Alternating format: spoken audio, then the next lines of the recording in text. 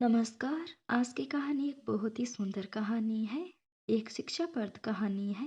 रिश्तों की अहमियत। राज आज दफ्तर से दोपहर में ही आ गया। पत्नी ने देखा कि राज बहुत परेशान लग रहा है तो तुरंत ही पूछ लिया, क्या हुआ जी, आप ठीक तो हैं ना?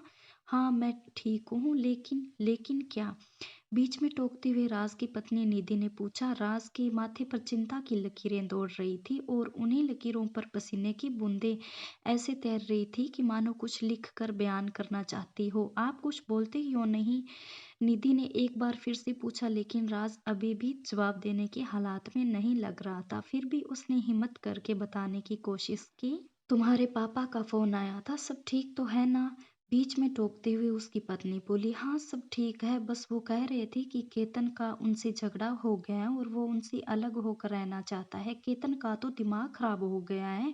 अभी शादी को 4 दिन भी ना हुए और माँ बाप से अलग होने की बात कर रहा है। गुस्से में निधि बोली, आप भी क्या बात कर रहे हैं? मैं बचपन से जानती हूँ अपने माँ बाप को, वो गलत नहीं हो सकते जिन्होंने मुझे पाल पोस कर इतना बड़ा किया। क्या तुम्हें लगता है वो गलत हो सकते हैं? लेकिन हम इसमें क्या कर सकते हैं? मुझे अभी जाना है केतन के पास। उससे पूछूंगी मैं कि उसकी ऐसा करने की हिम्मत कैसे हुई। लेकिन क्या इस समय जाना सही होगा? ये सब मैं नहीं जानती, मुझे जाना है तो बस जाना है। इस स्थिति में राजनीति को किसी भी तरह नहीं रोक सकता था, इसलिए उसने उसके साथ जाना ही ठीक समझा। निधि और राज को शादी हुए 8 महीने हो चले थे। केतन निधि का भाई था, उसकी शादी को अभी 3 महीने ही हुए थे। निधि अपने मायके पहुंची। अभी राज कार में से उतर ही रहा था। इतनी देर में निधि तो दरवाजे से घर के अंदर भी दाखिल हो गई। ड्राइंग रूम में निधि के पिता बैठे थे। निधि गुस्से में तिलमिलाई हुई उनके पास पहुंची और बोली, कहाँ है केतन? लगता है उसका दिमाग खराब हो गया है। उसकी इतनी हिम्मत कैसी हुई कि आपसे अलग रहने का ख्याल भी आया उसे? निधि के पिता हैरान होकर उसके मुंह की तरफ देखने लगे, फिर कुछ चिंतित सी आवाज में बोले, निधि बेटा, ये क्या बोल रही हो तुम? किसने कहा तुमसे कि केतन हमसे अलग होने वाला है? इतनी देर में केतन की पत्नी किचन से निकलकर बाहर आई। पिताजी के सवाल और केतन की पत्नी को देखकर निधि एक पल के लिए मानो शून्य में चली गई।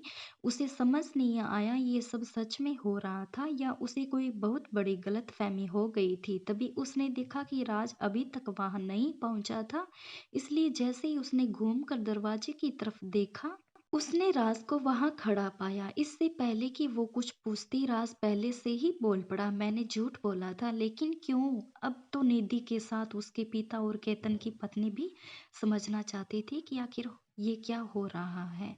इतनी देर में निधि की माँ भी अपने बेडरूम से निकलकर बाहर आ गई। क्योंकि मेरे माँ बाप भी गलत नहीं हो सकते, मैं भी उनके साथ बचपन से रह रहा हूँ, जरूर गलती तुम्हारी रही होगी। निधि सब समझ चुकी थी, उसे एहसास हो चुका था। निधि की आंखें आंसुओं से भर चुकी थी और वो कांपती हुई आवाज में बोली, हम आज ही माँ बाबूजी को घर ले आएंगे। लेकिन वो गई ही कहाँ है? क्या मतलब? मुझे पता था तुम्हें रिश्तों की अहमियत जल्दी ही समझ आ जाएगी, इसलिए मैंने उन्हें बड़ी दीदी के यहाँ छोड़ दिया था। तुम्हारे घर जाने से पहले वो घर पहुंच जाएंगे। आप भी ना। फिर निधि ने राज को गले से लगा लिया, फिर दोनों अपने घर को चल पड़े। बस यही है रिश्तों की अहमियत। जैसा आप अपने लिए चाहते हैं वैसा ही अपने जीवन साथी के साथ व्यवहार करो, जीवन खुद ब खुद मजेदार हो जाएगा।